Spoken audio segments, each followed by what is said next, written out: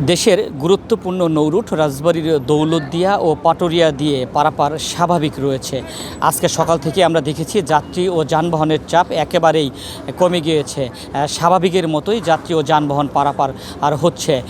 আপনারা জানেন যে এই নৌরুট দিয়ে কিন্তু দক্ষিণ পশ্চিমাঞ্চলের 21 জেলার যাত্রী ও যানবাহন পারাপার করা হয়। ঈদে কিন্তু সেই সংখ্যা বেড়ে দাঁড়ায় কয়েক গুণে। আমরা দেখেছি গত কয়েকদিন এই নৌরুটে কিন্তু উপচে পড়া ভিড় ছিল। আজকে সকাল থেকেই কিন্তু তার আর ভিন্ন চিত্র। আজকে সকাল থেকেই আমরা দেখছি একেবারেই স্বাভাবিকের মতো যাত্রী ও যানবাহন পারাপার করা হচ্ছে। মানিকগঞ্জের পাটুরিয়া থেকে এক একটি ফেরি আসছে, স্বাভাবিকের মতো যাত্রীরা আসছে, তারা নেমে গন্তব্যে যেতে পারছে। তবে গত কয়েকদিন আমরা দেখেছি এই ঘাটে উপচে পড়া ভিড় ছিল, মানুষের একেবারে তিল ধারণের কিন্তু ঠাঁই ছিল না। বিআইডব্লিউটিসি কর্মকর্তারা বলছে এবছরের ঈদযাত্রা পারাপার নির্বিঘ্ন করার জন্য বহরে তারা 17টি ফেরি যুক্ত রেখেছিল, যে কারণে তারা একটি স্বস্তির ঈদযাত্রা উপহার দিতে পেরেছে। এছাড়াও দৌলতদিয়ার লঞ্চ ঘাটে আমরা দেখেছি 20টি লঞ্চ দিয়ে এই নৌরুটের পারাপার করা হয়েছে। লঞ্চ ঘাটেও কিন্তু দেখেছি আমরা যাত্রীদের তেমন একটা চাপ নেই।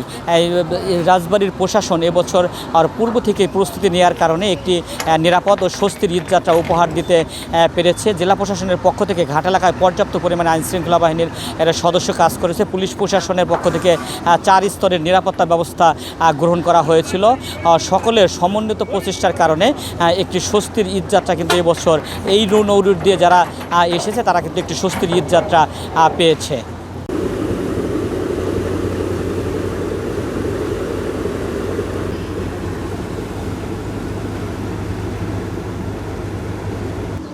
না আপনি তো লাইট দিবাতে আমার মনে হয় ভাবলাম কি ওই সাইডে বলে গেছে।